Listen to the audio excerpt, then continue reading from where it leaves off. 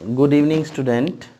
Once again मैं आपके अपने यूट्यूब चैनल बाजीराव क्लासेज पर आपका हार्दिक अभिनंदन करता हूं, स्वागत करता हूं। आदाब, वेलकम। आज हम एक नए टॉपिक के साथ आपके सामने हैं, पंक्चुएशन। आप जैसा कि आपके सामने लिखा हुआ है, बोर्ड के ऊपर देख भी पा रहे हैं, कुछ पंक्चुएशन मार्क हैं, सामने उनके नाम लिखे हुए हैं, जैसे full stop, comma, mark of interrogation and exclamation, inverted commas, semicolon, colon, hyphen, apostrophe and capital letters. ये जो मार्क दिए गए हैं, अगर तो स्टूडेंट आपने इनका सही प्रयोग नहीं किया, माना कि गलत जगह पर यूज कर दिया, तो ये अर्थ से अनर्थ कर देते हैं, सेंटेंस का अर्थ को बिगाड़ देते हैं। आप सबसे पहले मैं आपके सामने जिसे मैं बताऊंगा, जो ये नाम है और ये मार्क चिन्ह है, आपको पहचान होना चाहिए कि कौन सा मार्क चिन्ह कैसा बनता है। फुल स्टॉप तो आपने सेंटेंस के अंत में लगाना होता है, ये होता है। कोमा ये होता है, कहाँ पर लगाना है बाद में बताएंगे, ये जो है मार्क आप याद कर लें। इंटरोगेशन मार्क ये होता है एंड एक्सक्लेमेशन मार्क ये होता है। इन्वर्टेड कोमास ये लगते हैं, ऊपर बंद होता है कोई भी कोटेशन वगैरह। सेमीकोलन ये लगता है, कोलन ये होता है, हाइफन ये एंड एपोस्ट्रोफ ये। कैपिटल लेटर तो आपको पता ही है, कैपिटल लेटर जो हम लिखते हैं, लेटर्स लिखते हैं, ABCD लिखते हैं, कैपिटल्स होता है। अब हम आपको इनके यूज, पहले एक सेंटेंस में आपको बताऊंगा कि कैसे पंक्चुएशन मार्क का गलत प्रयोग होने से अर्थ से अनर्थ हो जाता है, सेंटेंस का अर्थ बिगड़ जाता है। कैसे बिगड़ जाता है? जैसे the cow said the master, एक सेंटेंस लिखता हूं बिना पंक्चुएशन मार्क के। The cow said the master is a useful animal. ये सेंटेंस है, यहाँ पर कोई पंक्चुएशन मार्क नहीं है। अब हम यहाँ पर दो तरीके से पंक्चुएशन मार्क करेंगे। जैसे कैपिटल लेटर तो हो गया, पहला कैपिटल लेटर होता है। अब यहाँ पर क्या कर देंगे हम, एक तो करेंगे जैसे कि आमतौर पर हम क्लास में पढ़ते हैं, सीधा सा एक डायरेक्ट स्पीच की भांति। द काउ सेड, कोमा होता है, उसके बाद इन्वर्टेड कोमा शुरू होता है, उसके बाद बंद होता है और फुल स्टॉप होता है। ये है जब हम डायरेक्ट स्पीच करते हैं। अब इसके पंक्चुएशन मार्क हमने कोमा और इन्वर्टेड कोमास गलत जगह पर लगा दिए हैं। अब इसका देखो अर्थ क्या बन गया है कि गाय ने कहा कि जो मास्टर है वो बड़ा यूजफुल एनिमल है। बदल गया ना अर्थ इसका। अब दूसरी जगह हम सेम सेंटेंस लिखते हैं, the cow inverted comma, comma said the master, comma inverted comma शुरू, is a useful animal, inverted comma बंद। इसका अर्थ क्या हुआ? इन्वर्टेड कोमास में ये भी है, ये भी है, ये जो पार्ट है, ये पार्ट है, ये इकट्ठा है। किसने कही है बात? यहाँ पर हुआ कि मास्टर ने कहा है। मास्टर सैड, मास्टर ने क्या कहा कि काऊ, जब इसको हम करेंगे मास्टर सैड, अब इसको इनडायरेक्ट में चेंज करेंगे तो the master sad that the cow is है, यहाँ पर क्या है? पास्ट है, तो इज को वाज में चेंज कर देंगे, वाज यूजफुल एनिमल। आपने गलती नहीं देखी कहीं? आप गलती नहीं देखी? कुछ बोलोगे नहीं?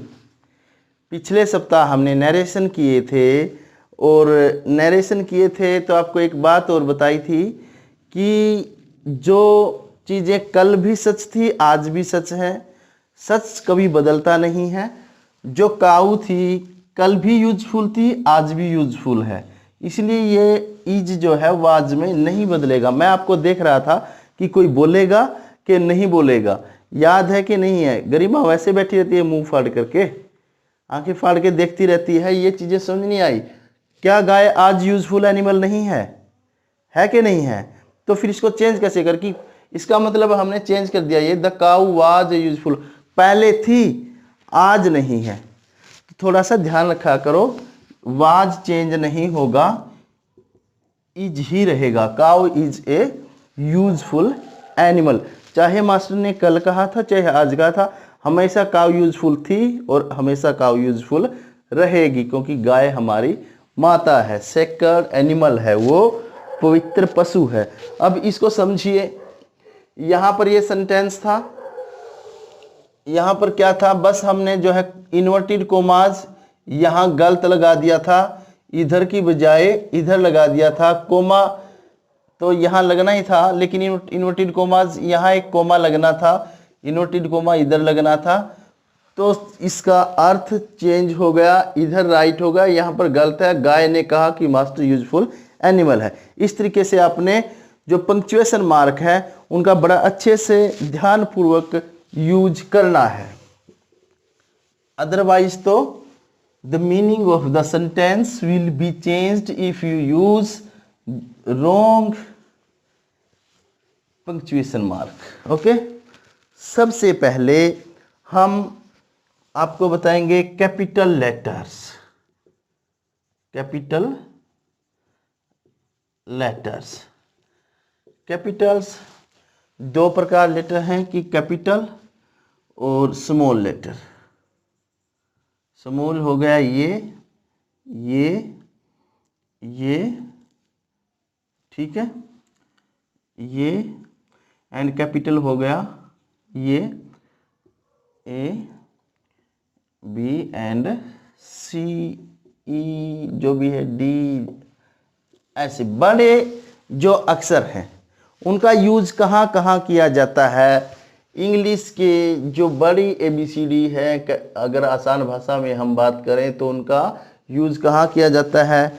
उनका यूज सबसे पहले आपने ध्यान में रखना है, नंबर 1 नेम्स।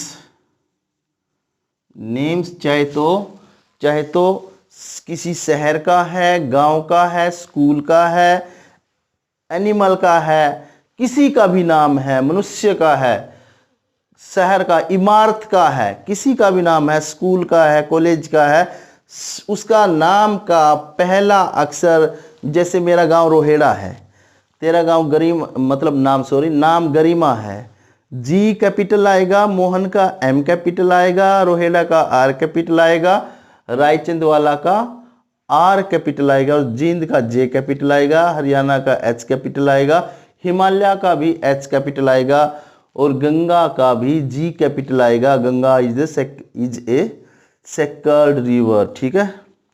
एंड और भी आप कुछ भी किसी का भी नाम रख सकते हैं, ठीक है। मोटरोला फ़ोन है आपका तो इसका M कैपिटल आएगा, ठीक है। एंड क्या है और हमारे पास यहाँ क्या है, ये है रोहित, रोहित का R कैपिटल आएगा, राइट है। ये तो हो गया नेम्स। दूसरा क्या हो गया? दूसरा हो गया जब आप सेंटेंस शुरू करते हैं, कोई सेंटेंस शुरू करते हैं कोई, राइट है, उसका पहला लेटर क्या होता है? कैपिटल होता है। चाहे कहीं पर भी आप सेंटेंस शुरू करते हैं, चाहे तो बीच में फुल स्टॉप के बाद जब आप सेंटेंस शुरू करते हैं तो आपका पहला लेटर कैपिटल होता है। दो चीज़ें आपने ध्यान में रखनी है, एक नेम्स हो गए और दूसरा जब आप सेंटेंस शुरू करते हैं। Okay, any confusion? कोई कन्फ्यूजन नहीं है। अच्छा, दूसरा बिल्कुल सिंपल से इजी टू हार्ड चलेंगे हम, ठीक है। दूसरा होता है फुल स्टॉप। फुल स्टॉप, ये मार्क है। ये कहाँ पर? जब सेंटेंस खत्म होता है, कोई आप बात कहते हैं और वो बात कंप्लीट हो गई, वो मीनिंगफुल बात है या कैसी भी है, आपका सेंटेंस, आपकी बात पूरी हो गई। जहाँ पर गैप आता है, ठहराव आता है बात में, तो वहाँ पर आप फुल स्टॉप लगाते हैं। जैसे एग्जाम्पल,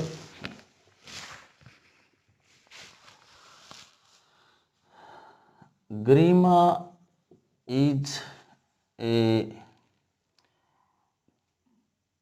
13 है ना, 13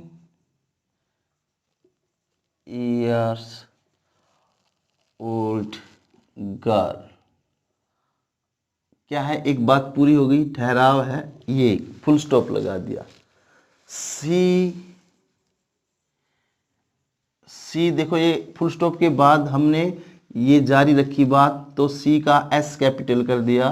सी रीड्स इन इंपीरियल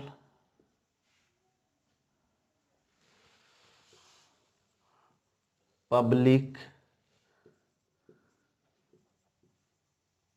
स्कूल पेगा। यहाँ पर भी बात पूरी हो गई।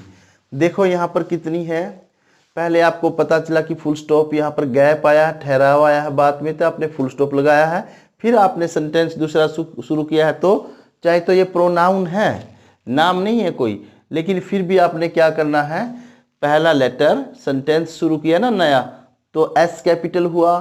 फिर क्या है, आपको पता चला कि रीड्स है, प्रेजेंट इंडेफिनिट टेंस है, थर्ड पर्सन सिंगुलर सब्जेक्ट है, एस लगाया गया है। तीसरी बात आपने देखो, यहाँ पर इंपीरियल नाम है स्कूल का, इंपीरियल पब्लिक स्कूल, तो आपने पहला इनका जो लेटर है वो कैपिटल किया है, स्कूल का, पब्लिक का, इंपीरियल का। उसके बाद आपने कोमा भी यूज किया है। कोमा क्यों यूज किया है, एक थोड़ा सा ठहराव जहाँ पर आता है, स्कूल है, आपको पता चल गया कि उस स्कूल में पढ़ती है, लेकिन थोड़ा ठहराव आया, फिर आपने बताया कि वो स्कूल कहाँ पर है, पेगा में है। राइट, समझ में आ गई ना ये बातें, फुल स्टॉप कहाँ पर यूज किया जाता है, ये बात आपको समझ में आई है। ओके, समझ में आ गई ना कि नहीं आई है, आ गई है ना। हाँ, अब दूसरा, इसके बाद कोमा।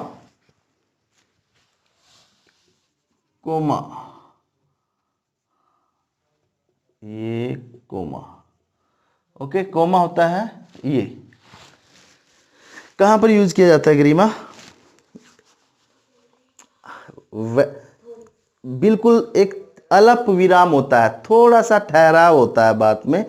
जैसे थोड़ा सा ठहराव कैसे होता है, मैं एक सेंटेंस लिखूंगा, माना कि 3 नाउन है, उनके बारे में आप बता रहे हैं, तो एक नाउन के बाद आप कोमा लगाएंगे। राइट है, अंतिम, Viren and Garima reads in GSS Raichandwala. ठीक है, यहां पर 2 जगह कोमा का यूज हुआ है। कहां पर, यहां पर आपने एक नाम लिया अंतिम, अंतिम नाम लिया, थोड़ा सा अल्प विराम हुआ, थोड़ा सा ठहराव आया, फिर आपने दूसरा नाम बताया, और फिर जो तीसरा नाम बताया उनके बीच में आपने और का मतलब एंड का यूज किया, कंजक्शन का। अगर ऐसी परिस्थितियां आती हैं तो आपने यहां पर एक के बाद तुरंत बाद कोमा का यूज करना है। आफ्टर दैट फिर जीएसएस बताया आपने, government senior secondary school Raichand वाला, गवर्नमेंट सीनियर सेकेंडरी स्कूल बता दिया आपने, वहां पर पढ़ते हैं 3 बच्चे, लेकिन वहां पर एक थोड़ा सा ठहराव आया, और फिर आपने बताया कि वो स्कूल जो है कहां पर है, रायचंद वाला में है। ठीक है, दूसरा मैं एक और एग्जाम्पल आपको देता हूं, कैसे, जैसे पेयर ऑफ वर्ड्स होते हैं ना, अगर उनको अलग अलग करना हो, जैसे all people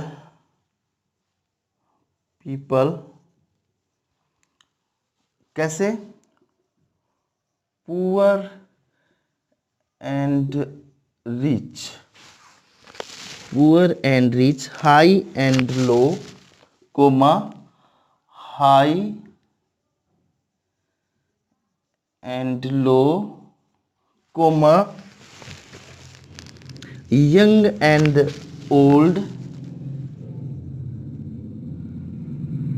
young and old, comma respected Pandit Deepchand, respected Pandit Deepchand. हम माने कि एक सिचुएशन आपके सामने है, हम कहीं पर कुछ बात बोल रहे हैं और हमारे पास एक गैदरिंग है, उसमें से हम पेयर ऑफ वर्ड्स बोलते हैं। कैसे कि मेरे सामने ऑल पीपल, जो सभी लोग बैठे हैं मेरे सामने, जिसमें गरीब भी हैं, अमीर, गरीब और अमीर, हाई और लो, ऊंचे और नीचे जैसे भी है, जिनकी पावर कैपेसिटी जितनी है, young and old, respected Pandit Deepchand, और एक जो है ऑनरेबल पर्सनैलिटी वहाँ पर है पंडित दीपचंद। जब आप जैसे यहाँ पर ये जोड़ा एक हो गया, ये भी एक हो गया जोड़ा, क्योंकि ये दोनों शब्द एक दूसरे के कॉन्ट्रेरी हैं, विपरीतार्थक हैं, यंग एंड ओल्ड, और दूसरे बंदे कौन वहाँ पर है, respected Pandit Deepchand, full stop, right. अब यहाँ पर थोड़ा थोड़ा ठहराव है, यहाँ पर थोड़ा थोड़ा ठहराव है। बाकी आपने ये याद रखना, अगर तो बहुत सारे वर्ड्स जोड़ों में हैं तो उनमें बीच में गैप आएगा, ये अल्प विराम आएगा, और वो किसके द्वारा हमने करना है, शो करना है, कोमा हमने वहाँ पर लगाना है। ओके गरिमा, कितना हो गया है?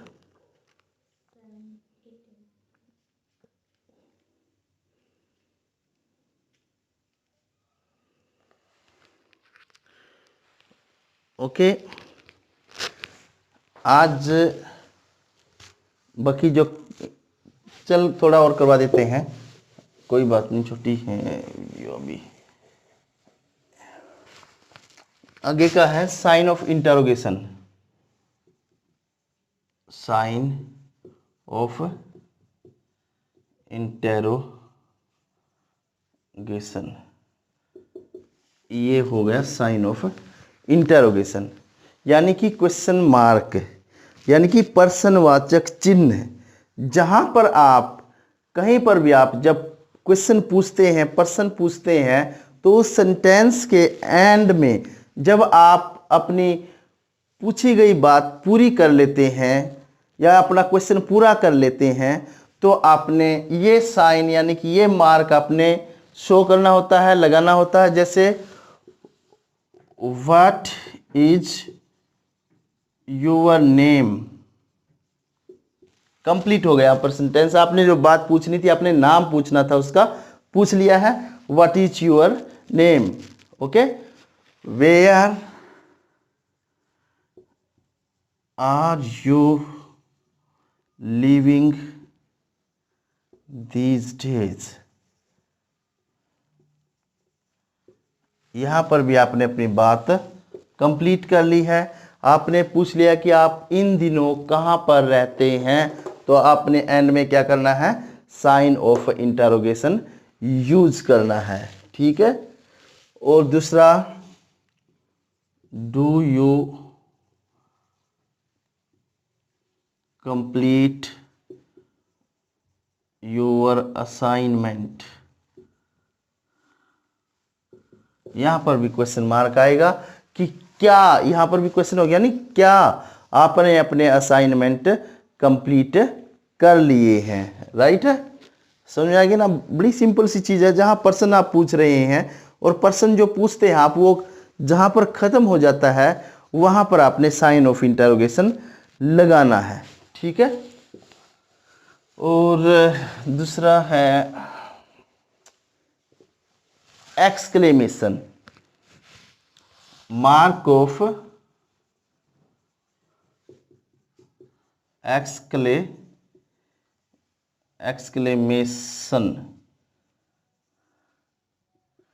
एक्सक्लेमेशन, ये हो गया मार्क ऑफ एक्सक्लेमेशन। जहाँ पर आपको एक्सक्लेमेटरी कोई इमोशंस, भावना जहाँ पर व्यक्त करनी है, जहाँ पर आपको किसी काम के प्रति विस्मय की भावना प्रकट करनी है, वहाँ पर आपने ये साइन यूज करना है। जैसे व्हाट ए ब्यूटीफुल सीन। ठीक है, आप देखते हैं बहुत सुंदर नज़ारा है, आप देख करके खुश हो जाते हैं, आपको हैरानी होती है देख करके। तो आप जब हैरानी व्यक्त करते हैं कि कितना सुंदर नज़ारा है, कितना सुंदर सीन है, तो आपने जब अपनी बात पूरी होने के एंड में आपने ये साइन आपने यूज करना है। एक्सक्लेमेटरी जो मार्क है वो आपने यूज करना है। जैसे कैसे, या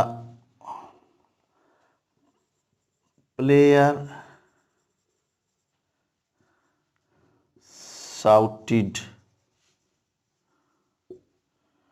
hooray, hooray, we have won the match.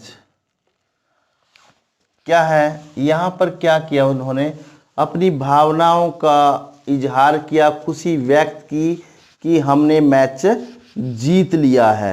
ये उनकी भावना है, ये उनके इमोशंस हैं जो उन्होंने यहाँ पर शो किए हैं कि मैच जीतने के बाद खुशी व्यक्त की है। तो वहाँ पर आपने साइन ऑफ एक्सक्लेमेशन यूज करना है। आज की जो क्लास थी, आज यही तक हम जो है पंक्चुएशन मार्क डिस्कस किए हैं। आपने इतने हैवी भी नहीं होते हैं, ये 2-4 बार आप सेंटेंसेस करोगे, एक्सरसाइजेज करोगे, आपको पता चल जाएगा कि कहाँ पर कौन सा पंक्चुएशन मार्क यूज होगा। और जितने हमने ये यूज किए यहाँ पर comma, inverted commas, full stop, capital letters, exclamatory जो है मार्क है, एंड इंटरोगेटिव मार्क है, ये चीज़ें हमने आज सीखी है या डिस्कस की है। शायद इनमें से ही अगर 10th क्लास में जब हम पंक्चुएशन की बात करते हैं तो इनसे ज़्यादा कुछ नहीं आएगा पेपर में। ये मेरी गारंटी तो नहीं है, मेरा विश्वास है ये कि इतना हैवी जैसे हाइफन या कोलन, सेमी कोलन, ये चीज़ें थोड़ा सा 10th क्लास से ऊपर की बातें हैं, इतना हैवी नहीं आता है। तो बच्चे इनके बारे में आप ज़्यादा से ज़्यादा एक्सरसाइजेज करिए। नंबर 1 फुल स्टॉप का आपको पता होना चाहिए, कोमा का आपको पता होना चाहिए कहाँ लगाना है, इंटरोगेट जो इन्वर्टेड कोमाज है उनका, and mark of interrogation, mark of exclamation. Right है, ये चीज़ें अगर आपकी क्लियर हैं कि कहाँ पर ये यूज करने हैं तो आपको शायद ही मुश्किल आएगी पेपर में जो एग्ज़ाम आपके आने वाले हैं। इसलिए एक्सरसाइज ज़्यादा कीजिएगा, ज़्यादा से ज़्यादा मेहनत करो ताकि आप अच्छा स्कोर कर पाओ। और वंस अगेन आप वीडियो जो देखेंगे उनका थैंक यू, धन्यवाद, क्योंकि आप जब वीडियो देखते हैं, व्यूज़ आते हैं, तो मेरा भी हौसला बनता है कि और ज़्यादा मैं मेहनत करूं। और अगर तो कुछ कहीं पर कमी आपको दिखाई देती है आप बता सकते हैं, या कोई चीज़ आपको क्लियर नहीं हो रही है वो भी कमेंट बॉक्स में आप मेंशन कर सकते हैं। मैं अगली वीडियो में उसके बारे में ज़रूर डिस्कस करूंगा और ज़रूर आपको बताऊंगा। और बच्चे एक बात और मैं आपको बताता हूं, आप अब जो 20 दिन रह रहे हैं पेपर के, अगर इनमें आप अच्छे से मेहनत कर लेंगे तो जो जो पीछे कमी रह गई है आपकी मेहनत में, वो सारी कमी अब पूरी हो सकती है। अब का टाइम, जो पहले आपने टाइम गंवा दिया है, उसके ऊपर बहुत ज़्यादा भारी पड़ने वाला है। अगर तो किसी स्टूडेंट ने पहले बहुत ज़्यादा मेहनत की है और अब लूज हो गया, तो सारी मेहनत के ऊपर पानी फिर सकता है। इसलिए चाहे किसी ने पहले थोड़ी मेहनत की है, आज ज़्यादा कर लेगा तो वो उसके ऊपर भारी पड़ सकता है जिसने पहले मेहनत ज़्यादा की है और आज थोड़ी ढीली मेहनत कर रहा है, या उसने ढील अपनी काम के ऊपर कर दी है। इसलिए सब लोग अपनी पकड़ को मजबूत बनाए रखिए, एग्ज़ाम तक लगातार पढ़ते रहिए और आगे बढ़ते रहिए। थैंक यू, जय हिंद। शेयर और जो है आप जो भी करते हैं, लाइक आप करते रहिए, वो आपका काम है।